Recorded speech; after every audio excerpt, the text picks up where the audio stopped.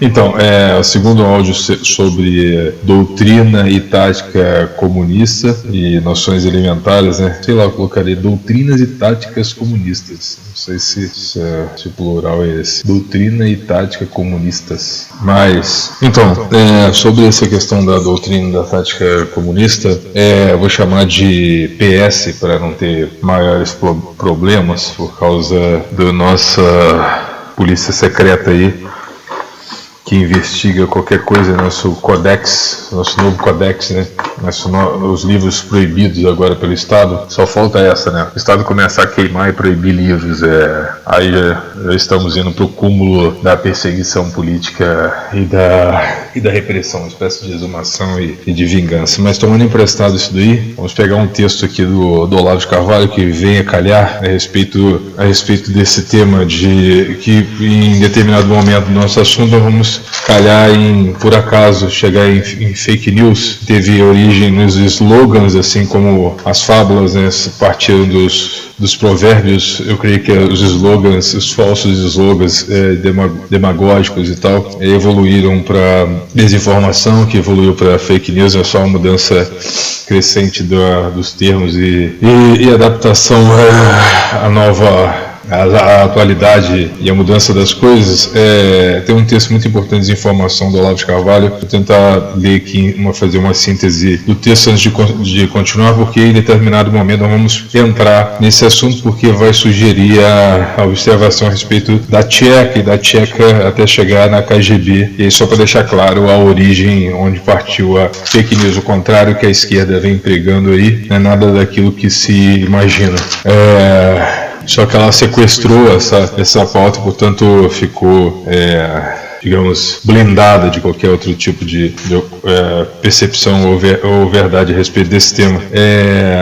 Então vamos seguir aqui para o texto. Gostaria de falar também que, com base nisso, você pode ver que tem muito a ver isso também. Os professores acadêmicos, eles sempre, digamos que eles coloquem lá a pauta lá, é muito recorrente isso, né? Eles colocam a pauta lá, digamos, lendo Capital na pandemia, ou lendo Capital, ou Princípios do Capital, ou lendo Marx, ou qualquer coisa que seja nesse sentido. Ou seja, uma mensagem convidativa e um anúncio de pauta, quando na verdade a pauta é o contrário. Esse anúncio, quando acontece a reunião de fato dentro de uma sala ou em qualquer lugar, essa pauta ela é excluída, ela é deixada de lado, é colocada à margem e o debate passa a ser outro, sabe? Então, assim, aproveita aquela propaganda da pauta para fazer outra propaganda que nós chamamos de doutrinação, né? Ou seja, usar aquela pauta como brecha ou motivo de encontro para se tratar de outro assunto, sabe? A maioria dos professores esquerdistas fazem isso nas universidades e fazem isso também nas pregações, em qualquer lugar que seja,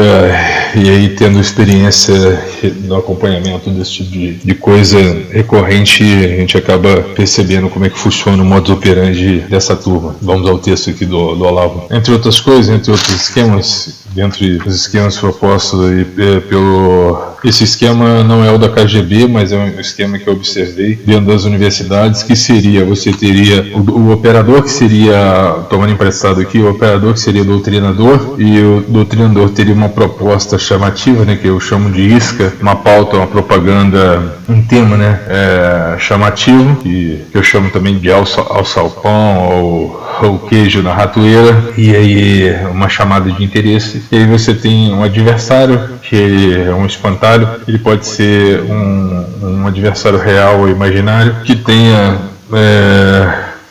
tenha motivos legítimos ou não, legítimos reais ou não, para a campanha de difamação, né? Então, assim, como é que você promove a sua ideologia? Atacando. Os marxistas têm muito isso, né? O Bombavec falava muito a respeito disso, né? Se não me engano, o Bombavec e o Bastiat, falando que os socialistas eles gastam mais tempo atacando o capital do que promovendo a sua própria doutrina, né? Então, assim, como eles não têm muito em entregar, como se diz, o Estado no controle, os bens da propriedade na mão do Estado. Então você tem ali meio que uma utopia mesmo, assim, uma ilha de utopia cercada por... uma ilha mesmo, cercada de muros, né? Onde você entrega a sua vida, né? Vote em mim que eu pensarei por ti. Então, assim, como não há nada a entregar, a não ser migalhas, é interessante mais atacar o capital, colocando ele como um inimigo. Mas como é que eu faço isso? Como é que eu ataco o inimigo? Propondo algo bom para agora sim, do receptor, que eu chamei de, na KGB eles chamavam de agente inconsciente, o Lava até cita isso, eu chamo de receptor passivo ou vulnerável, né? Que aí você pode colocar jovens, ou algum velho, por isso o Paulo Freire, aqui no exemplo Paulo Freire, né? Porque Paulo Freire não foi bonzinho, né? Paulo Freire precisava de velhos interessados, ele propunha uma troca, né? Eu te dou uma migalha de educação e você vota em mim como, digamos, salvador do seu intelecto, né? Então você cria uma vassalagem em troca. Por que ele não pegou crianças? Porque ele sabe que pegando adultos eles poderiam, em idade de votação, ele seria mais proveitoso para o movimento. E os incultos, né? Etc.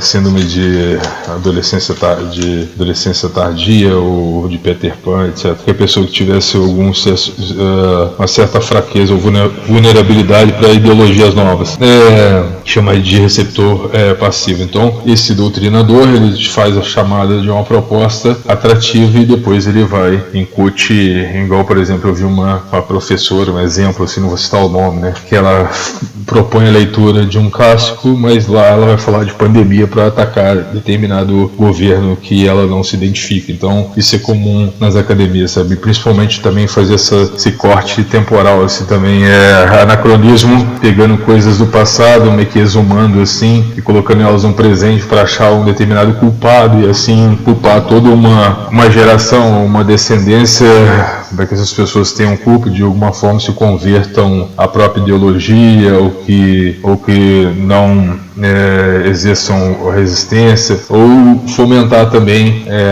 em certo número de pessoas um espírito de vingança e aí sim adesão ao movimento que propõe armas pacíficas ou não para esse tipo de vingança. Eu coloquei receptor passivo, vulnerável, e a proposta real passa uma imagem negativa com relação aos adversários políticos, isso eu acabei de dizer. Você tem a proposta primeira, ponto 1, dividida aqui civil como ela vai para a margem e aí eles começam a atacar os adversários, e sempre que aparece alguém, um outro observador, um auditor ou controlador de fora, eles voltam no tema chamariz, né, para que a doutrinação se torne meio que tão evidente assim, sabe? Não possa ser desmascarada facilmente. Isso é só um outro esquema que vai ser colocado aí junto com o esquema da proposta dessa leitura. É engraçado que vai ficar grande, para não ficar grande o vídeo, eu vou mesclar isso aqui com um texto do Olavo bem interessante. Então vamos lá, Olavo de Carvalho. Olavo de Carvalho, em 2001, já condenava a desinformação, tentando abrir os olhos dos militares e da nossa imprensa a respeito da doutrinação dos slogans falsos e da hoje chamadas ditas fake news, né? Mal sabendo que 22 anos depois teríamos a parcialidade ativa atuando com censura total aos adversários do rei cabeça de ovo. Assim como disse o Olavo, a desinformação doutrinária tem por objetivo atacar os rivais da parcialidade com ações perfeitamente calculadas para atingir alvos muito bem determinados, induzindo-os a decisões estratégicas prejudiciais a seus próprios interesses. Aí o Olavo cita até o livro Arte da Guerra, né? Ele vai citar o Sun Tzu aqui na Arte da Guerra, né? Ele diz assim: o uso das informações falseadas é conhecido nas artes militares desde que o mundo é mundo. Artes militares, guardem isso, artes militares, ou seja, fazendo uma pesquisa com relação ao FBI, ao início do FBI, ao início da Gestapo e ao início da KGB, você encontra aí uma predominância do início,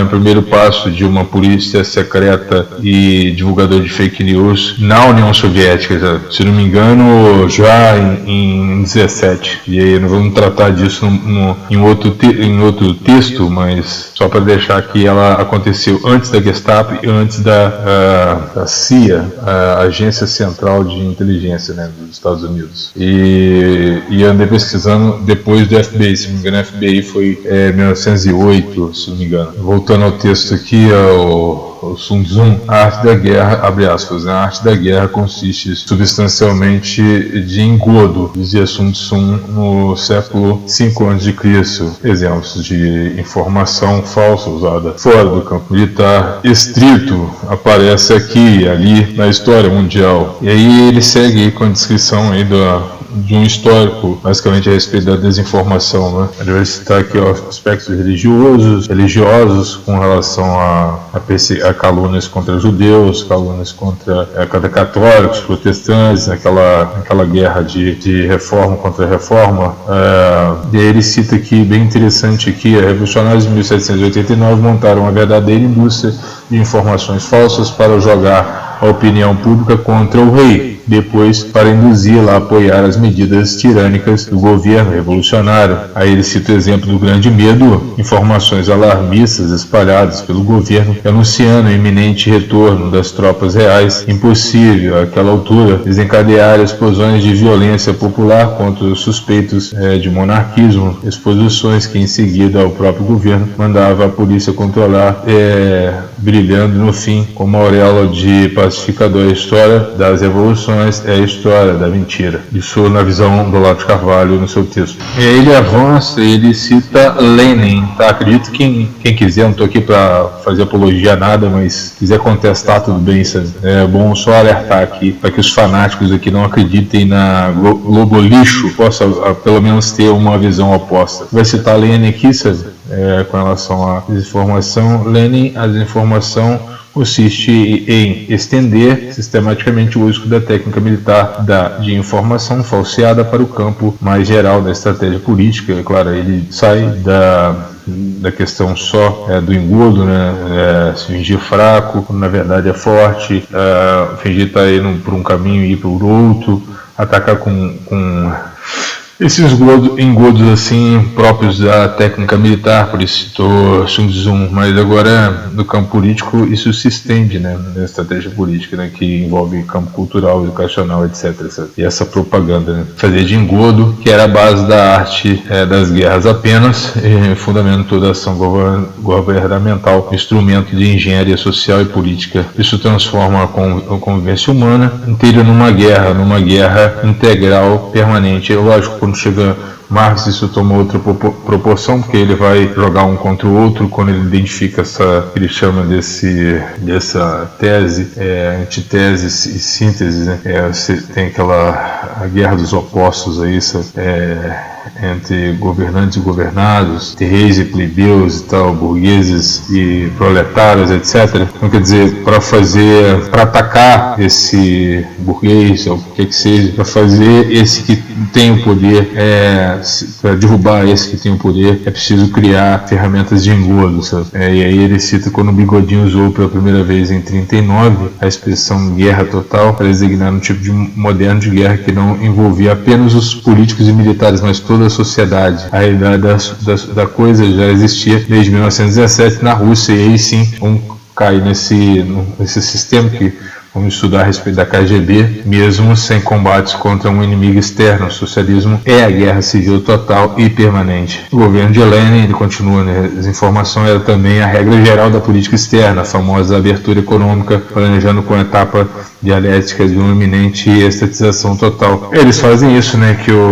Depois o Mao Tse Tung vai falar, né? Que os americanos, eles tamparam a pedra para cima e a pedra caiu na cabeça deles, porque quando eles financiaram achando que a China tinha sucumbido ao capital, quando na realidade ela mantinha a doutrina dentro, mas tinha feito algumas aberturas para também não entrar em escassez e não se enforcar com a própria, se afogar na própria saliva, ou se enforcar com a própria corda. Foi anunciado esse nome promissor de abrandamento no rigor revolucionário, não só para atrair os capitalistas, mas para dissuadir os governos ocidentais de apoiar qualquer esforço contra-revolucionário. O Marx também, no no manifesto também ele fala sobre isso, né? Essa corda no pescoço que os próprios burgueses colocaram, né, quando eles começaram a explorar com base no capital, e aqui eles fazem uma jogada para atrair esses capitalistas e depois derrubá-los, né? Os governos ocidentais apoiar qualquer esforço contra Bolsonaro. Assim, muitos exilados, desamparados pelos países que os abrigaram, iludidos pela falsa promessa de democratização na Rússia, voltaram à pátria conforme calculado. Obviamente foram fuzilados no ato. Dos que não voltaram, muitos foram mortos no próprio local de êxito por agentes da Tcheca, futura KGB. E não entrar também nesse assunto da Tcheca aqui, muito interessante. Deixa eu ver aqui, fazer uma pausa aqui. Eu vou citar aqui uma coisa muito importante que mantém a Coreia do Norte na estabilidade. Faz parte da propaganda, né? Como é que você faz o controle? Esse controle pode ser tanto físico, né, ostensivo, ou seja, você vê as armas lá, você teme porque vê, ou você faz uma doutrinação, né, que seria uma lavagem cerebral a respeito, incutindo um medo na população. Por isso que a Coreia do Norte se mantém como uma ilha. Mas ele diz aqui, basicamente, que a Rússia fez também não bastante. A Revolução Russa, o governo leninista mantinha o povo em sobressalto, alardeando que milhares de agentes secretos estrangeiros estavam no solo russo armando a contra-revolução. Um dos raros agentes que comprovadamente estavam lá era o inglês Sidney Heine, um informante mitômano que considerava um pouquíssimo confiável e do qual a propaganda soviética fez o mentor supremo da iminente invasão estrangeira, que evidentemente nunca aconteceu. Para avaliar o alcance do efeito de desinformação soviética, basta notar na década de 70 o livro de Michel Sayers e Albert, A Grande Conspiração, inspirado no alarmismo leninista. Em 1917 ainda circula a tradição brasileira como a obra seria a chancela de uma grande editora. É interessante até procurar esse livro aí para ler a respeito. E aí ele continua aqui mais um pouco mais abaixo para encerrar. Em 2000 também, o Olavo também publicou a respeito da censura e a desinformação, né? E em determinado trecho ele coloca, né, abre aspas, né? Quantas reportagens o pesado leitor leu na imprensa ou viu na TV ao longo dos últimos 20 anos sobre esquerdistas mortos pelos governos militares? Quanto sobre os homicídios cometidos pelas organizações de esquerdas? Quanto sobre a Revolução Comunista já em plena realização em março de 1964, que uma reação oportuna fez abortar? Ele faz essas indagações aqui.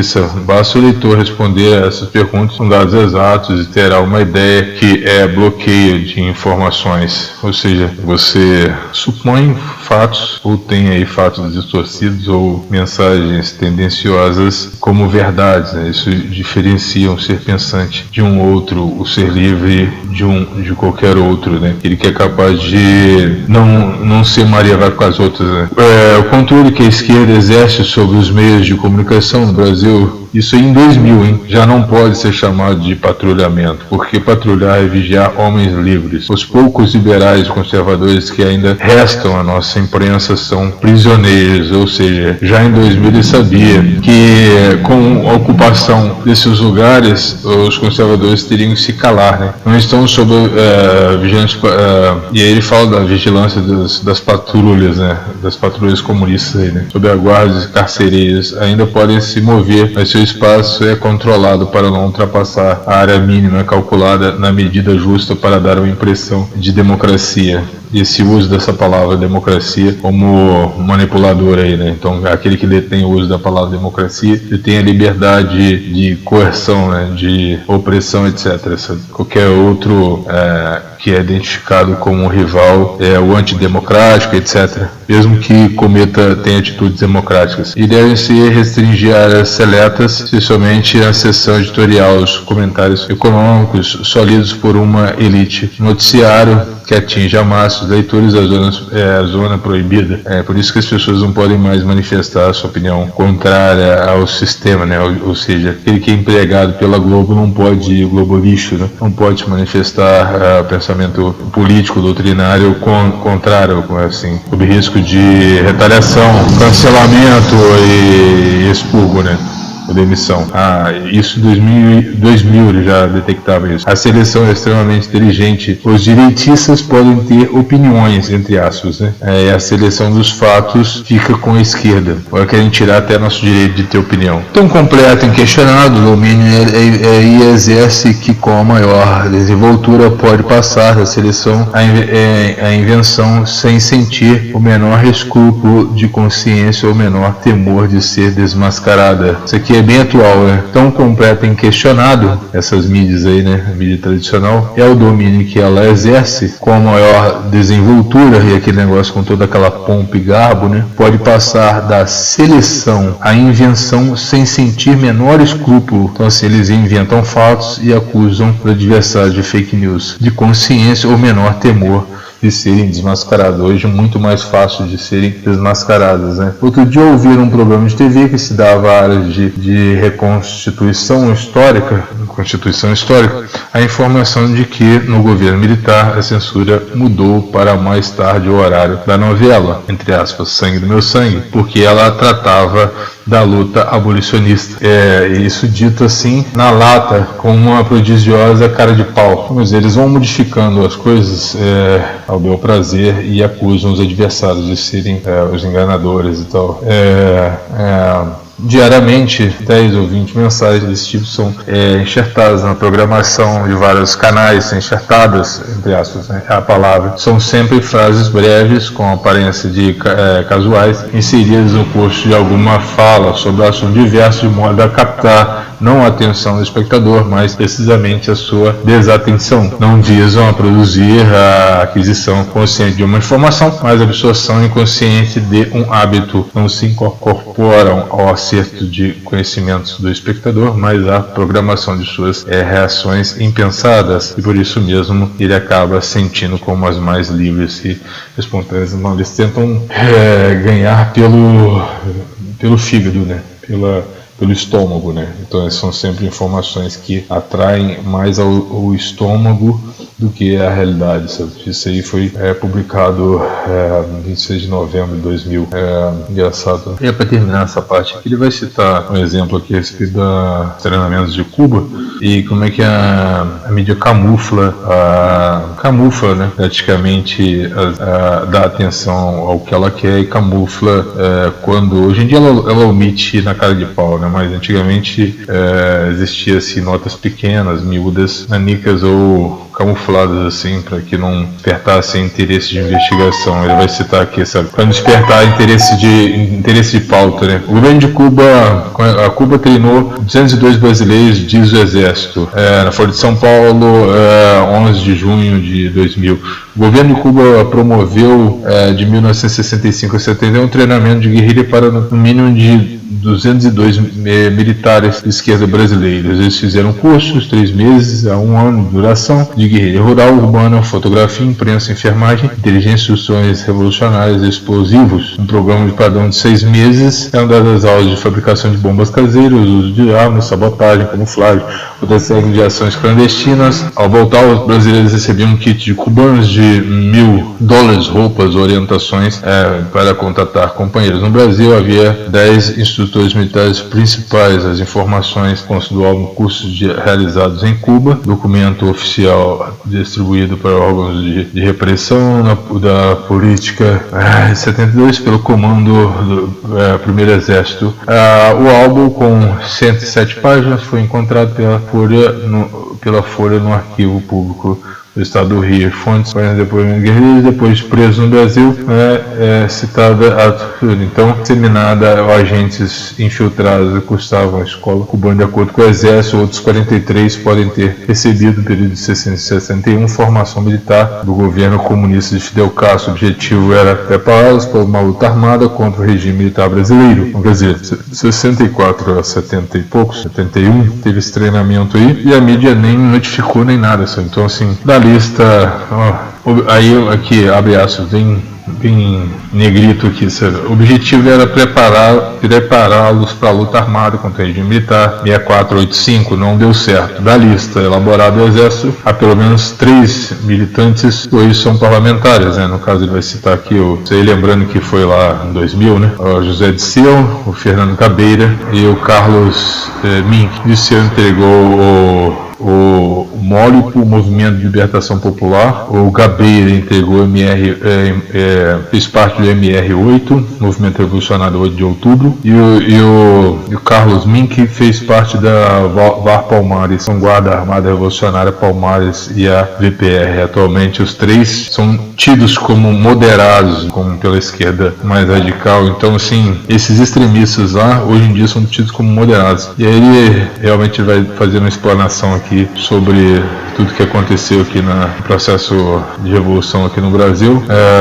Apenas ele, dirigente, tem a plena consciência de que não está informando o público, mas manipulando para utilizá-lo numa operação de guerra. As relações, a maioria dos profissionais não tem sequer a consciência teórica dessa distinção, e por isso, mais do que nunca, só logram acesso à informação correta os cidadãos que tenham a iniciativa de buscá-la pessoalmente nas fontes hoje tornadas mais acessíveis pela internet. E daí ele prossegue. Para ver quão importante é esse artigo do Olavo. E aí eu já estou fazendo menção a um segundo artigo. O primeiro que eu li é de 2001, esse de 2000, e tem aqui um terceiro, esse terceiro aqui de 2004. Tão logo, aí ele diz, né, abre aspas, tão logo a existência da desinformação soviética foi divulgada no Ocidente, a intelectualidade esquerdista mobilizou-se em escala mundial para diluir o sentido técnico da palavra atribuída aos governos ocidentais à prática costumeira de desinformação, como se algum deles tivesse algum controle na mídia similar àquele que desfrutava os governos comunistas, controle absolutamente indispensável ao exercício da desinformácia, que seria o termo que o Lenin usava, né? Ele vai citar que o público brasileiro está sendo treinado para não perceber nem as fontes e nem o sentido de suas próprias opiniões. A mídia tornou-se aqui um instrumento perfeito de embotamento da consciência, que cabe virar um livro, um livreto, esses artigos aqui, né? Se tiver muito artigo a respeito disso. Afinal, a desinformação não seria desinformação se não conseguisse camuflar a sua própria existência, mas camuflagem total requer a inopresença, requer a onipresença. Só um adversário desprovido por completo dos meios de expressão pode ser acusado verossimilmente de todos os crimes até o monopolizar os meios de expressão. O que está acontecendo hoje é o milagre da hegemonia, como definido por Antônio Gramsci. Vale aí, né, destacar aqui Antônio Gramsci, né, abre aspas aqui, invisível por onipresença, a ideologia dominante dirige todos os ódios contra o inimigo cuja ausência mesma é usada como prova de uma onipresença dominadora, misteriosa e por isso mesmo é supremamente abominável. O brasileiro de hoje odeia tanto mais a propaganda americana quanto menos enxerga sinais dela. É assim, ele citou o negócio do Antônio Gramsci, que seria essa manipulação dos fatos aqui também, outro teórico da mentira. Eu não vou citar o nome da pessoa, claro que não vou fazer isso. Vai ser um trabalho acadêmico aqui, inclusive, me parece verdadeiro pelo contexto.